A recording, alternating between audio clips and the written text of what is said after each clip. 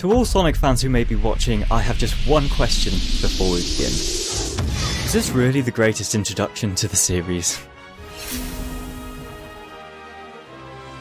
I've never played a Sonic game before. The closest thing I've ever come is something like Temple Run or Mario and Sonic at the Olympic Games series. Neither of which I think really count. So, cut to the Hungarian Xbox store selling one for dirt cheap, and I finally have one in my library. This being my first venture into this series at all, I had absolutely no idea what I'd be getting myself into, or what people thought about this specific title. Only that I remembered seeing the Werehog before, which had me intrigued. What I'm trying to say is I have no biases whatsoever towards any previous Sonic games. This is talking about Sonic Unleashed and Sonic Unleashed alone. And to make it clear right away, I liked it. Sonic Unleashed to me is a game of two halves. And you might be thinking, oh, he means switching between the day and night stages, two different styles of gameplay. You are dead wrong. What I mean is, all of the times my eyes weren't glued to the screen, my hands were trying hard not to lob my controller down the hall. And when the controller did end up down the hall, I'd be on the edge of my seat, jaw firmly dropped within the next 5 minutes. Fortunately for me, my jaw was dropped a lot more than my controller was. The very first thing I noticed about this game, not even 10 minutes in, was, wow, what more do I need to be amazed at than the graphics alone? This came out in 2008. Everywhere is beautiful. Every single enormous environment looks so crisp considering the era, especially with it running off a dusty old 2013 Xbox One through backwards compatibility. To have it looking this good when GTA and COD of the same year were obsessed with the colour grey is a huge achievement, so why is it when I went on the latest Steam sales, I saw this game somehow looks better than the recent one, Sonic Forces, yet Unleashed isn't even on PC? I don't really understand that. Maybe someone can tell me what's going on there. If I had to pick a favourite moment graphically, it would have to be the beach country stages, and if I was to cheat ever so slightly, I'd say the cutscene before the final boss fight with Dark Gaia. I really didn't think a forgotten game from 2008 was going to get me so hyped, but dare I say it, it did. Everything from the graphics, the writing, the cinematography, in all of the cutscenes really are phenomenal. But immersive as they are, they're indirectly one of the things that left me a little unsatisfied at a certain point of playing. It's not necessarily the cutscenes themselves, it's that I wish the story was more involved throughout the game. It starts off great in the beginning with a cutscene or two for every new area, with some interesting world building, or breaking in this case, and it's mostly the same towards the end. I can't really say the same for the middle though. It feels like the game fizzes out at a certain point to running through new countries instead of learning about them, playing their required stages, then flying off to the next place. Rinse and repeat. But maybe less is more. I assume this is a pretty ambitious, or even dangerous concept for the series, but thankfully for me there was no point where I thought this was ridiculous.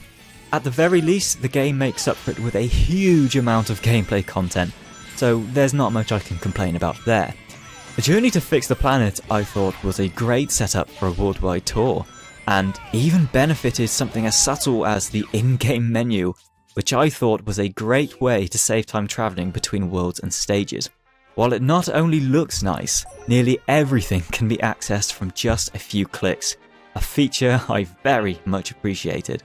So the game's presentation for me was impressive, but how's the gameplay? Since we mentioned it recently, let's talk about the Werehog stages first. The heart and soul of all the negative reviews I've seen.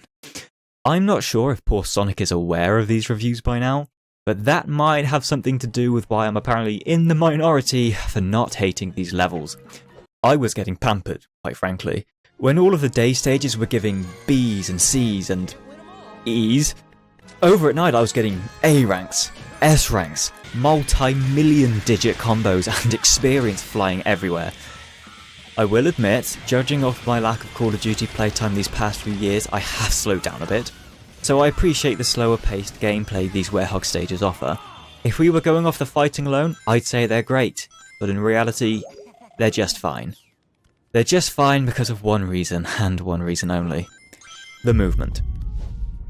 Why is it that tightrope walkers would have an easier time going across the Himalayas in stilettos than Sonic would have going across this beam? Why is it his spiky shoes feel like they're dripping in butter, so he falls into the void whenever you try to jump across these things? I don't know. The camera doesn't help for one. At the most crucial time, it'll swing off to the side without a care for the controls that, you guessed it, are based off the camera. The grabbing. The grabbing doesn't work. How many times must one bash the B button until that green little icon grants you mercy? I don't know. Every time I saw a section with floating poles and platforms, I knew my dwindling life counter was about to be sliced in two. Looking at you, Eggman Land. It's for these reasons I can see why people are completely turned off from this game.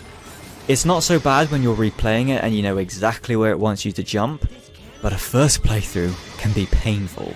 When it works, it can feel extremely satisfying with poles you can flip off, but on the whole, no, this requires some serious forgiveness.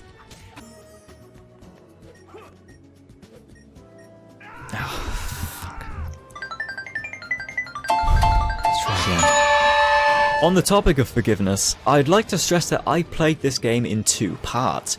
Once to the middle of the game, and then a few months later to finish off the rest.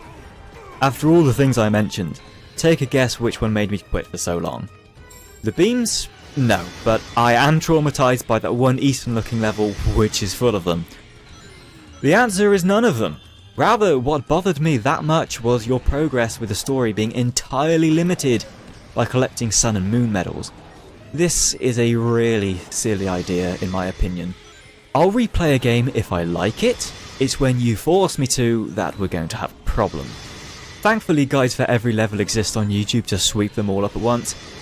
And I'm not really going to spend any more time on this because when I came back to the game after my break, I completely forgot about collecting the medals and carried on as normal.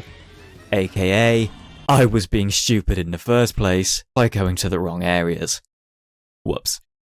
Nevertheless, I finished it, and I'm glad I did. There's one more major point I want to touch on before this video finishes, and that's the daytime stages. Now, as this being my first Sonic game, this is more like a commentary on all of the 3D Sonic games, if they're anything like this one. Are we ready? Okay. How do you guys do it? This guy's moving at 1,000,000 miles per hour. These levels on a first playthrough might as well all just be one big blur. And you know what's funny? This is absolutely brilliant.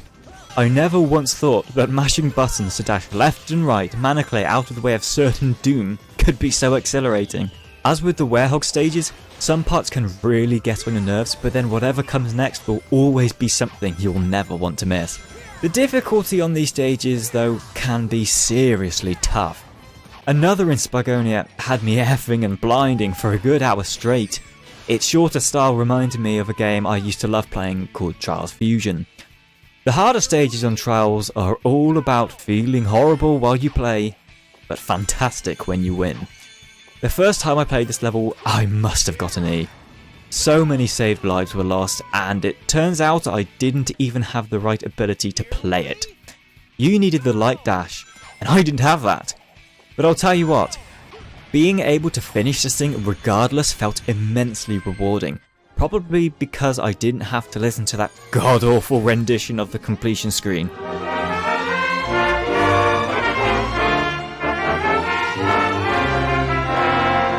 I love it really. There's a lot on offer here, and I can confidently say I was never once bored playing this game. The upgrade system itself kept me eager to progress, with the freedom to make my own ultimate Werehog hedgehog monster thing down my own route, and when that didn't entice me, it always felt like there would be an exciting level right up ahead. In fact, one of the things I remember most is running to the nearest entrance stage to try out all the new fighting abilities and being mesmerised by all the creative attacks. It's the little things that make it count. The collectibles, they were fun to collect. The music was great, when it wasn't drowned out by surprise jazz bands.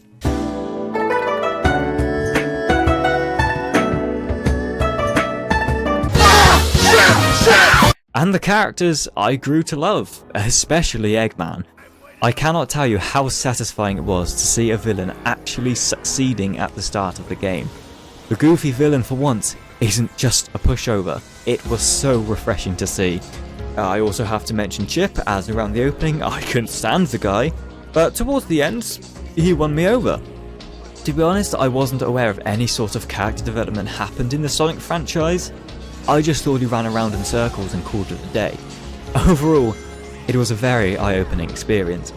Yes, it did bring me to the brink of losing my last remaining Xbox controller on a few occasions, but the fact I only remember the game fondly in spite of all the rage is a testament, I think, to the positives outweighing the negatives. This game has many highs I'm glad my hot Hungarian deal could provide, but even a hardcore Sonic fan, I don't see being able to outright deny its glaring obvious issues. With the fact I played without modern performance improvements, the experience I had, I'd say, was a respectable 6 out of 10. Though the poor frame rate was definitely responsible for a lot of my frustrations. Had I played on an Xbox Series X or S, I can confidently say Sonic Unleashed would reach a 7 out of 10. Maybe even an 8 at a push. A solid 60 FPS on this game must feel amazing. Now, I've still got a couple chili dogs to buy, so while I get back to it, I'd recommend giving this game another shot if you were at first like me and gave up on it too soon. This has been Denny Meister on my first positive Sonic experience.